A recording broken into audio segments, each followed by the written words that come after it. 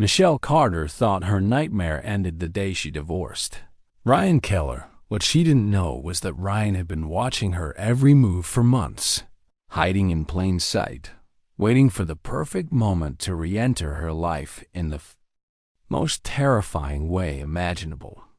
Michelle Carter had always dreamed of a quiet life, nothing extravagant, just safe and steady.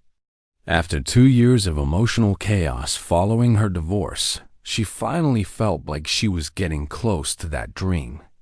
She and her 6-year-old daughter Emma had moved into a small, sun-warmed home in a peaceful neighborhood in Mesa, Arizona. The community was calm, filled with young families, retirees, and well-kept lawns. Michelle spent her weekdays working as a dental assistant, and her evenings were filled with bedtime stories, laundry, and the occasional true crime podcast to wind down. She wasn't looking for anything new. Her focus was on Emma and keeping the two of them safe and happy. The divorce from Ryan Keller had been messy, draining, and full of bitter arguments. Ryan had once been charming, dependable, and easy to love, but over time, the charm disappeared and was replaced by volatility, suspicion, and controlling behavior. Michelle tried to make it work for the sake of their daughter, but things got worse. There were sleepless nights, shouting matches, and finally, the decision to walk away. She fought hard for custody and got it. Ryan had visitation rights, but he rarely used them. After the final court date, Michelle assumed he had moved on. He changed his number, deactivated his social media accounts, and disappeared from her life. At first, she felt nervous, like something was unfinished. But after months of silence, she began to breathe easier. She allowed herself to believe it. It was really overdone in those 2 years. Michelle created a new rhythm. Emma loved her school, their neighbors were kind, and Michelle even joined a book club. She still carried the scars of her past, but they were fading slowly. Every now and then, she'd think of Ryan, wonder where he was, what he was doing, but those thoughts passed quickly. He became part of a closed chapter, one she hoped would never be reopened. She blocked his number, removed all traces of him from her home, and only kept contact with one mutual friend in case of emergencies. But Ryan hadn't let go. In fact, each time Michelle posted a photo of Emma or shared a happy moment online, he saw it. From the outside, it seemed like he had vanished, but in truth, he was watching everything. He created fake profiles to monitor her social media activity, and even joined the same local Facebook group she was in. Michelle never noticed the stranger who liked her pictures or commented generically on posts. She didn't know she was being observed. For Ryan, this quiet stalking became an obsession. He studied her posts, examined the backgrounds of her photos, and kept track of her routine. And as the months passed, that obsession grew stronger. He told himself he didn't want to hurt her. He just wanted to see what she was doing. But somewhere inside him, resentment was building. He felt she had replaced him too easily. She was moving on while he was stuck. And soon, watching from a distance wouldn't be enough. Ryan Keller arrived back in Mesa in the middle of the night. He didn't tell anyone he was coming, not that anyone would have asked. He hadn't spoken to friends or family in months. His world had shrunk down to a single focus, Michelle. With only a duffel bag and a cheap prepaid phone, he checked into a rundown motel on the edge of town. The clerk barely looked up as he handed over the key. Room 112 faced the street, not far from where Michelle lived. Ryan chose it on purpose.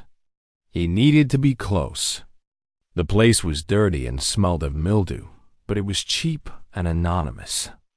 perfect for someone trying not to be found. From that room, Ryan began watching.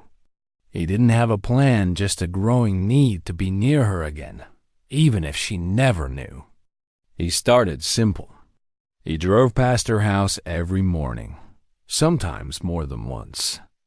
He watched her car leave the driveway, waited until she was gone, and then sometimes walked through the alley behind her house. From behind her fence, he could hear Emma laughing in the backyard or Michelle talking on the phone. He memorized the times they left and returned. He knew the sound of their garage door and which porch light she always forgot to turn off. Each detail made him feel closer to her, even though she hadn't seen him in years. Soon, Ryan started collecting things: photos, notes, schedules. He took pictures from a distance of Michelle at the grocery store, of Emma playing outside, of Michelle unloading groceries from her car. He kept a notebook where he recorded the time she came and went. He scribbled observations about her clothing, what she bought, who she spoke to. He noticed a man come by once, carrying takeout. Ryan followed him in his car, memorizing the license plate. He didn't know who the man was, but it fueled something. Inside him, jealousy, rage, maybe fear of being replaced. The more he watched, the deeper he fell into obsession. He convinced himself he wasn't doing anything wrong. He was just watching, making sure Michelle and Emma were okay. But in truth, Ryan wasn't protecting anyone. He was feeding a fixation that was growing darker by the day. He spent hours each night reviewing the photos he had taken, zooming in on Michelle's face, reading every caption she posted, analyzing every new friend she added online. Michelle had no idea. Life continued as usual. She laughed with Emma, waved at neighbors, and planned weekend trips. She felt watched sometimes, but told herself it was her imagination. She couldn't know that Ryan was only a few streets away, hidden in plain sight, documenting every moment of her life without her knowing. As the days passed, Ryan's lines between watching and acting blurred. What began as quiet stalking was inching closer to something more dangerous. And Michelle remained unaware, her safety slowly dissolving under the weight of his silent obsession. Michelle first noticed something strange when she came home one evening and saw that her backyard gate was open. She was sure she had locked it that morning. She stood there for a moment, staring at it, then slowly closed it and slid the bolt back into place. It was easy to brush off. Maybe the wind had blown it open, or perhaps she hadn't latched it properly. Still, something didn't feel right. Over the next week, little things started to pile up. The garden hose was unwound and stretched across the lawn one morning. A ceramic flower pot she had placed neatly on the back steps had been moved a few feet away. Small changes, almost invisible, but just enough to catch her attention. Michelle began to wonder if a neighborhood kid was sneaking into the yard, or maybe even an animal. But deep down, she started feeling something worse, a sense of being watched. Inside the house, Michelle kept everything clean and organized.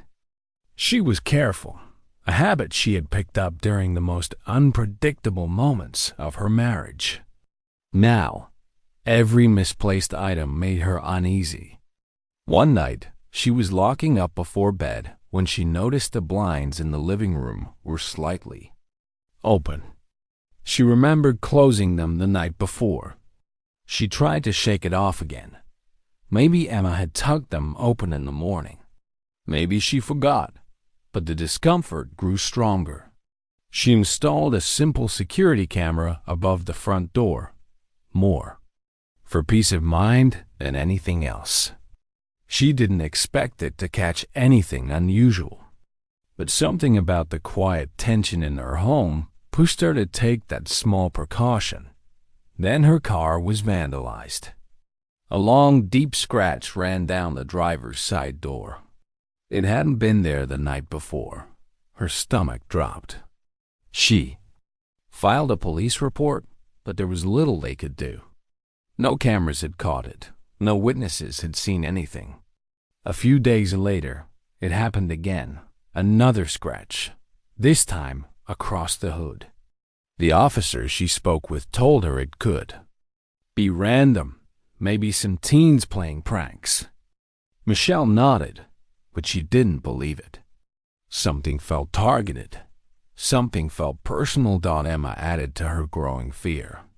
One afternoon, while driving home from school, Emma casually mentioned seeing a man standing across the street during pickup time. He wasn't holding a phone or watching any other kids. Just standing there, looking in their direction. Michelle's heart pounded. She asked questions. What did he look like? What was he wearing? But Emma didn't remember much. Just that he made her feel weird. That night, Michelle reviewed the camera footage from her front door. The first 2 nights showed nothing unusual. But on the third night, the video captured a figure. At 3:12 a.m., a man in a hooded sweatshirt walked slowly up her driveway and stopped in front of the porch. He didn't move. He just stood there, staring at the door. For nearly 10 minutes, he stayed silent and motionless. Then he turned and walked away. Michelle watched the footage over and over, unable to shake the feeling that something far worse was coming. Michelle couldn't sleep the night she saw the footage. The image of the man standing on her porch at 3:12 a.m. replayed in her mind like a broken film reel. She forwarded the video to the local police department, and they sent someone out the next morning. The officer reviewed it carefully, but admitted there wasn't much they could do. The man's face was turned away. The hood covered most of his features, and the video quality wasn't sharp enough for facial recognition. Still, they made a report and promised to increase patrols in the area. Michelle thanked them, but the unease stayed with her. She began to question everything. Every sound outside at night became suspicious. Every unfamiliar car parked nearby made her heart race. Even Emma noticed her growing anxiety, asking why Mommy kept checking the doors so many times before bed. That's when Michelle remembered something. An old cloud account she used to share with Ryan years ago. It had once stored family photos and videos, mostly of Emma's early years. She hadn't used it in a long time and assumed it was inactive. But curiosity and a strange gut feeling led her to check it. She reset the password and logged in. What she found made her blood run cold. Hundreds of new photos had been uploaded, none by her. They were of her, of Emma, and of their home. The earliest were taken from a distance, like through a car window. But as she scrolled further, the images got closer. One showed her walking the dog. Another captured her at the grocery store, loading bags into her trunk. Some were taken from behind fences and bushes. There was one of Emma playing in the front yard, another of Michelle sitting on her back steps. Then came the most chilling. One a photo taken through her living room window, clearly at night. The blinds were cracked just slightly. The camera had caught her sitting on the couch, holding her phone, completely unaware. Michelle felt like the air had been sucked out of the room. She stared at the screen, frozen. Whoever had taken these photos had been following her closely, getting closer each day. She immediately contacted the police again. This time, they moved quickly. The images' metadata revealed they had been uploaded from a nearby location in Mesa. Investigators traced the IP address to a motel just a few miles from Michelle's home. Police arrived at the motel late that evening. The room linked to the IP was registered under a fake name. When they entered, it was empty, but inside, they found a scene out of a nightmare. On the wall, someone had taped up printed photos of Michelle and Emma. There were maps with markings and circles drawn around her home, workplace, and Emma's school. Notes were scribbled everywhere: dates, times, patterns. A calendar had specific days marked with red X's. The bed was unmade. Food wrappers littered the floor. A duffel bag sat open with a pair of binoculars and a small camera inside. It was obvious. Someone had been planning something, and they had been watching Michelle's every move. The motel room gave investigators a clear picture of obsession, but not the man behind it. Ryan Keller was nowhere to be found. His name wasn't on any records. The ID used to check in was fake. Surveillance footage showed him entering the room nearly 3 weeks earlier, wearing a cap and sunglasses.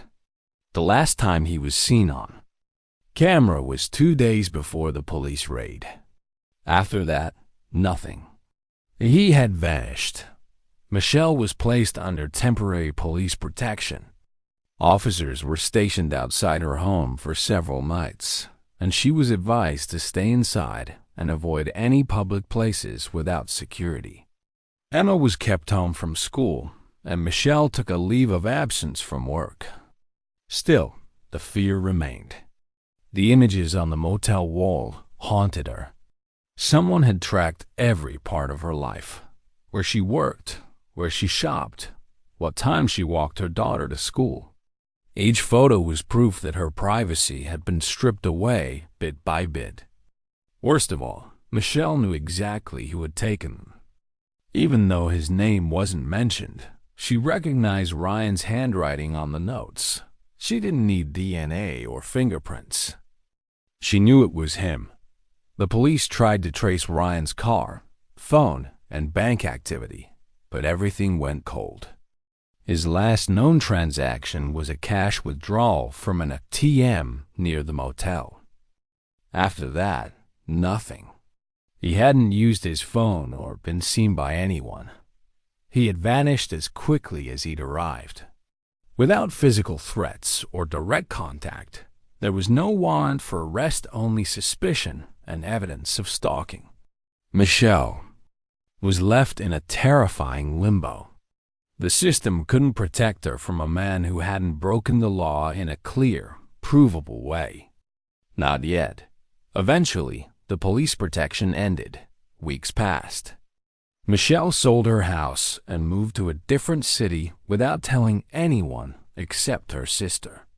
She changed her phone number, deleted her social media, and enrolled Emma in a new school under a different last name. She lived quietly, cautiously, always looking over her shoulder. Every time she saw a car idling on the street or heard footsteps behind her, her heart raced. She never let her guard down. She kept the lights on at night and installed new cameras inside and out. But even with all the precautions, peace was hard to find. Ryan's obsession had left a permanent mark. He might have disappeared, but his shadow followed her everywhere. Every year, on the anniversary of the motel discovery, Michelle checked her surroundings a little more carefully. She never stopped fearing that he might return, that he might already be watching again. No one ever found Ryan Keller. Some believed he left the state. Others feared he was just waiting for the right moment. For Michelle, the terrifying truth remained the same: her ex had been watching her for months, and he might never stop.